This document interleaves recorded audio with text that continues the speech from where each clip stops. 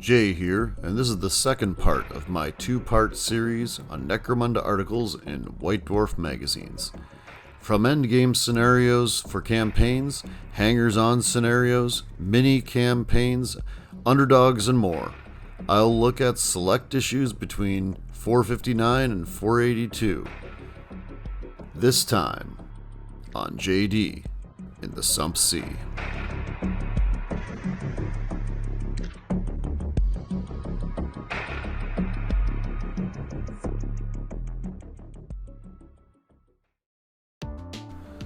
Issue 459. In this issue, there is an article called Going Out with a Bang. So this is at the end of a campaign, and you want to play one more game just to kind of, wrap a bow on the campaign to kind of end it. And there is, on page 119 of the White Dwarf, is 6 options. They give you some options for the arbitrator to come up with ideas for games. So they're just like, as an example, you've got survival of the fittest. It's the classic end game. Pits the strongest gang or gangs against everybody else. There's like the Hive Riot, which is an expansion to the downtown dust-up scenario. So a Hive Riot sees the final fight break out in a crowded underhive market, active factorum, or other teeming environment. So these are all ideas for a final game in a campaign, and there's a little box at the bottom for multiplayer games.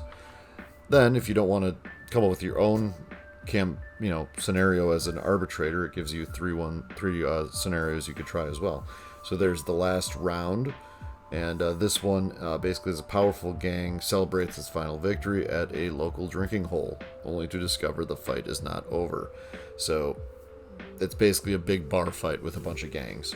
Then there's the Gateway to Hell. This one is really cool because there's the giant ash gates at the end of the table, and the gang is trying to escape, or the gangs are trying to escape, and the arbitrator can play other NPC characters trying to fight them or stop them from escaping out of the gate, or it could play the arbitrator could play other gangs as well, like maybe the enforcers show up, or a bunch of zombies and they attack as the gangs are trying to get out through the ash gates.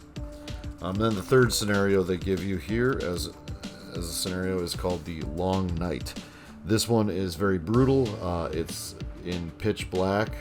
The rules for pitch black are in use, and it's very cold. So because it's very cold, that limits your fighters to the number of actions they can perform. There are also monsters everywhere in this scenario, so there's all sorts of monsters that can attack the gangs. So this is basically a game where the gangs fight each other until there's one victor in brutal conditions. And those are the scenarios listed in White Dwarf 459 for the article Going Out with a Bang. It's a pretty cool article and can be great inspiration for an arbitrator. Alright, White Dwarf 463 is next, and this White Dwarf has hangers-on scenarios. It has 3 different scenarios actually, and what's kind of great about this article is that it's Games Workshop trying to get you to use your hangers-on, because a lot of times the hangers-on models, you don't usually use the models. They stay back at the base, basically, and they only come into play when you're defending your home turf and your own settlement. So these 3 scenarios are meant to use certain hangers-on and get the actual models on the battlefield. So they give you a couple of ideas before going into the actual scenarios. You could use existing scenarios. There's a small box here talking about that. But going on to the missions, the first mission is called Mercy Mission, and a battle has just occurred, and both gangs are very hurt, and the Rogue Doc's been sent in to help them out, to heal them. Includes Rogue Docs and Hive Scum, and each gang only has 5 gangers that start on the battlefield. They start on the battlefield seriously wounded, with 1 wound, and out of ammo. And the Rogue Doc and Hive Scum are there to try and fix up the gangers. The second scenario, Dome Rush, uses a Dome Runner who is placed in the middle of the battlefield, and in the end phase of each round, the player with priority moves the Dome Runner.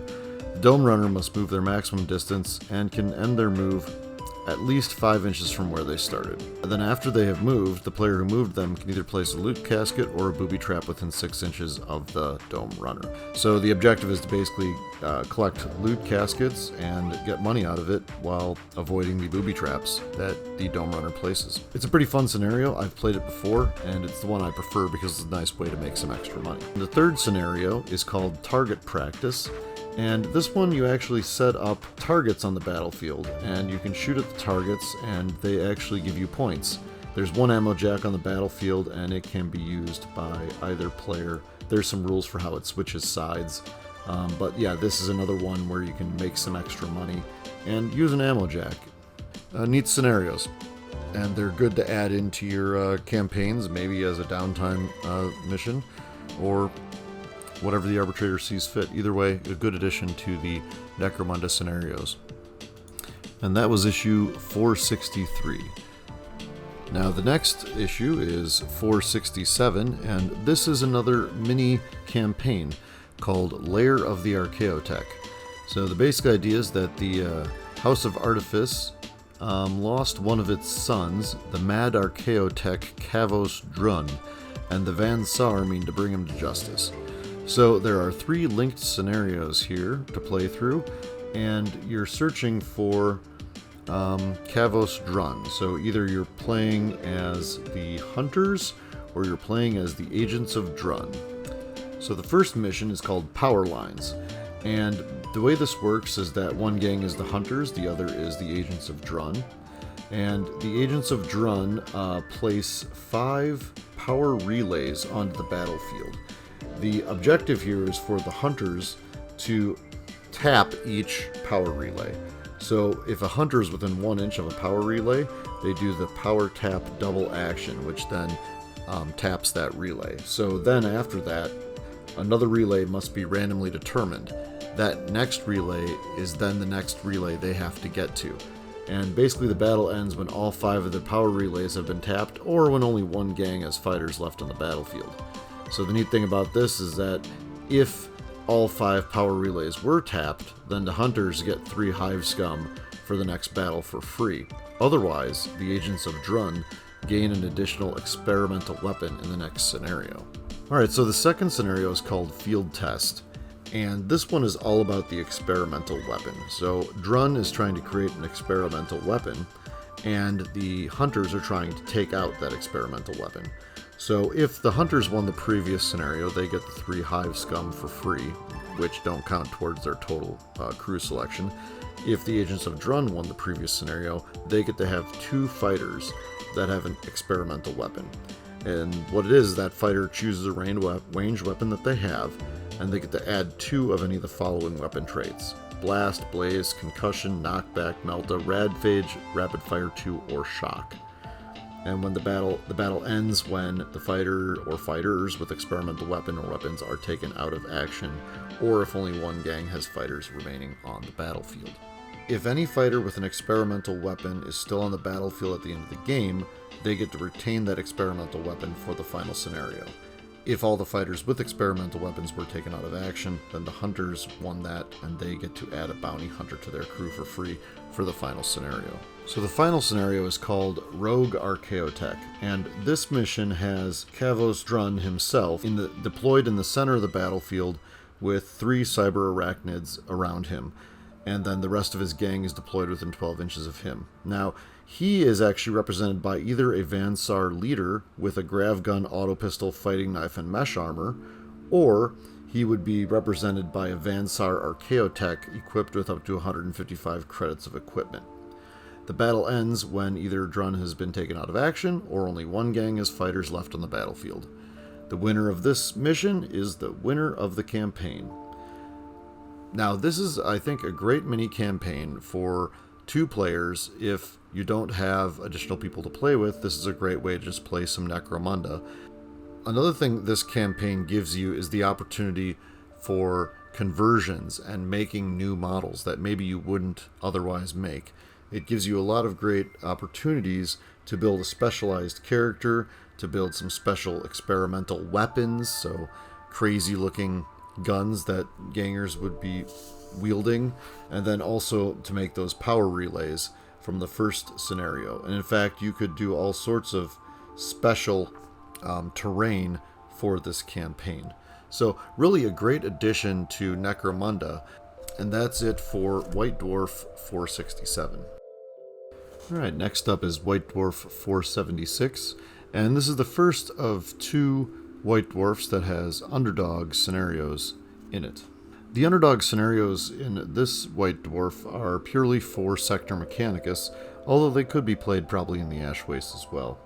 So the first scenario is called Desperate Raid, and the attacker is the underdog and the defender is the other player.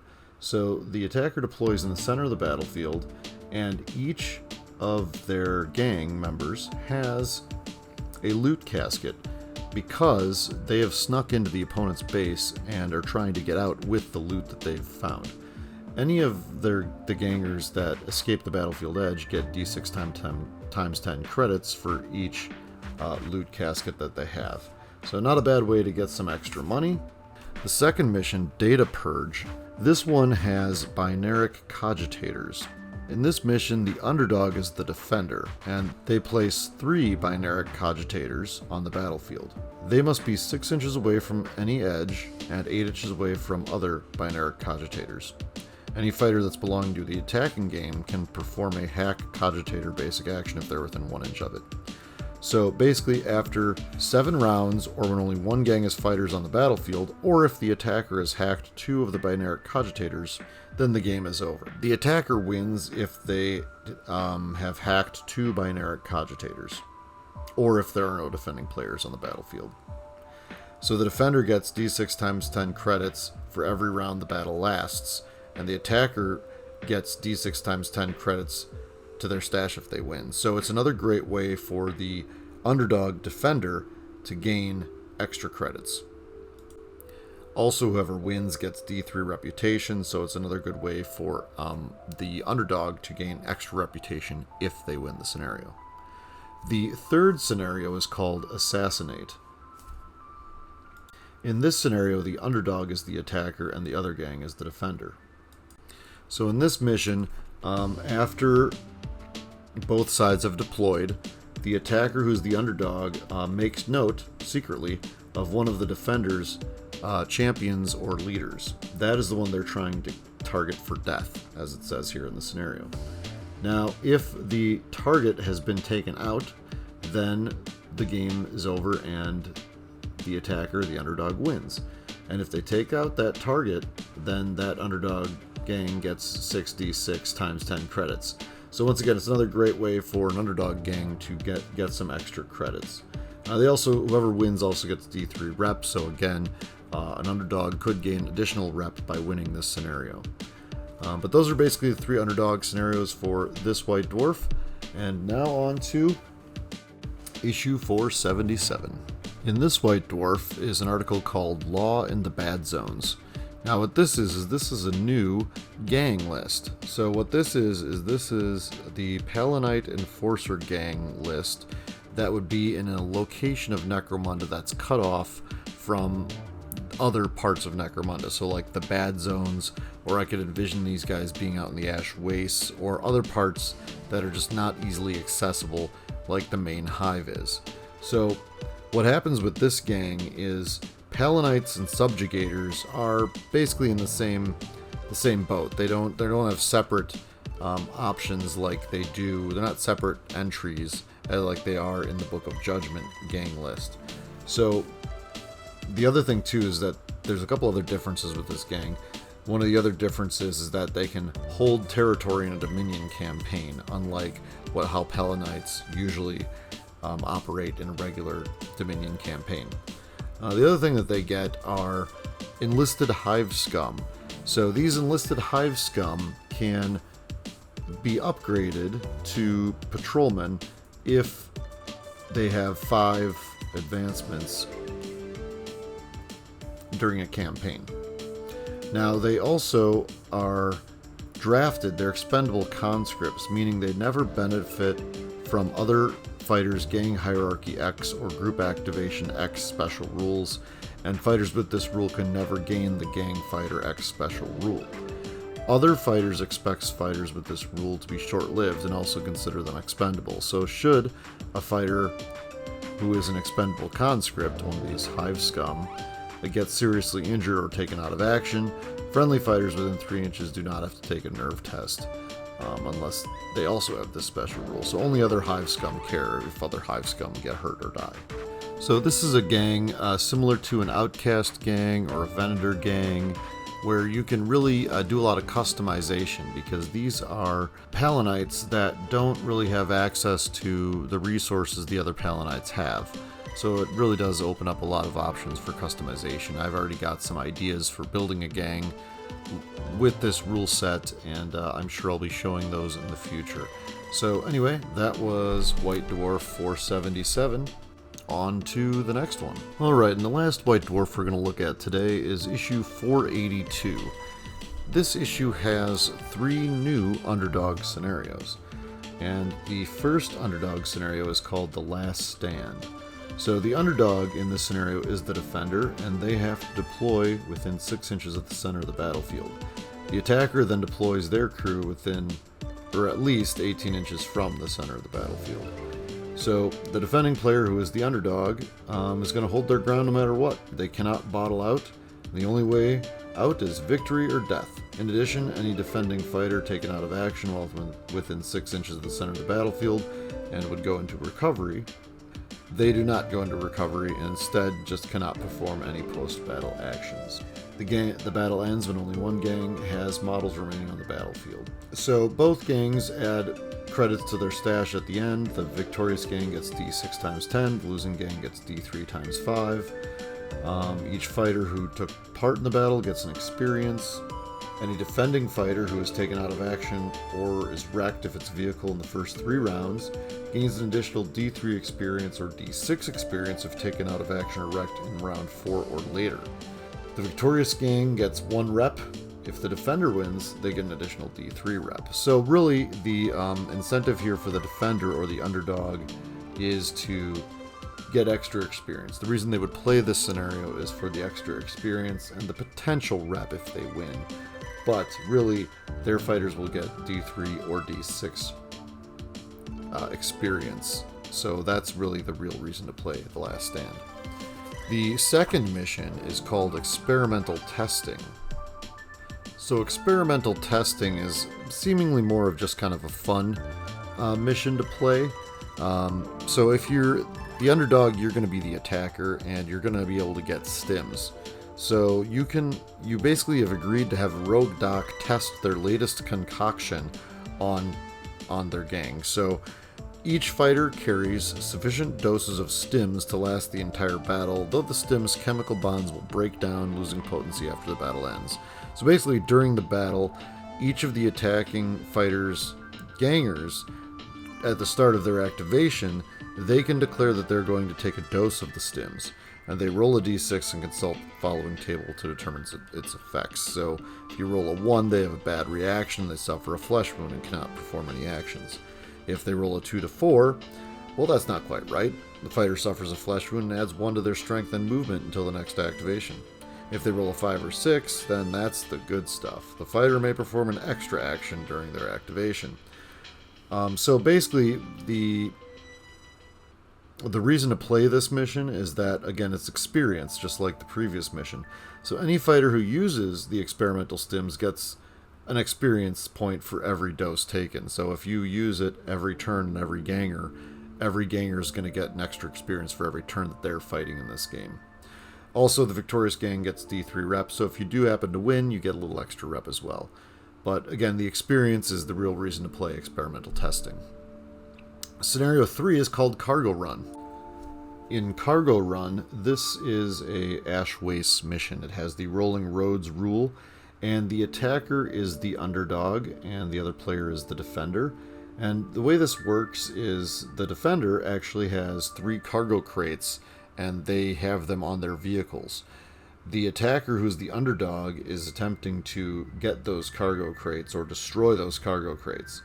And so they'll get money if they destroy cargo crates. They'll also get experience if they destroy cargo crates, or if they take off hull points from the defenders' vehicles. Also, the victorious gang gets D3 reps. So again, this is another way for underdogs to gain additional experience that otherwise would be more difficult to come by in a regular campaign setting. So all three of these underdog scenarios, unlike the other three underdog scenarios in the previous White Dwarf, these three scenarios focus on giving the underdog experience for accomplishing their mission, as opposed to credits for accomplishing their mission. In that way, I think these are a little bit better, because in Necromunda, at least before the new rulebook, which is set to be released soon, in Necromunda, experience is more difficult to come by than credits. Also, gaining extra experience over your opponent in a scenario is a better way for an underdog to advance themselves. It's a better way for them to advance themselves than getting more credits. So, again, I think these three missions are pretty good as underdog missions, especially if you're playing in the Ash Waste. Now there's a specific Ash Waste underdog mission called Cargo Run. So that's it for White Dwarf 483, and that's also it for all of the Necromunda articles in White Dwarf magazines. So I hope that this kind of shows what's out there, and I do think that pretty much all of these articles are useful, or can be useful to Necromunda players, from new scenarios to a new gang. I think it's pretty neat, and there's a lot of stuff in here for arbitrators, and as I said earlier in the video, these are actually not too difficult to come by. They're usually fairly inexpensive on eBay, so seek them out, or just look at my video and use that as your rules. Anyway, thanks for watching. Please like and subscribe.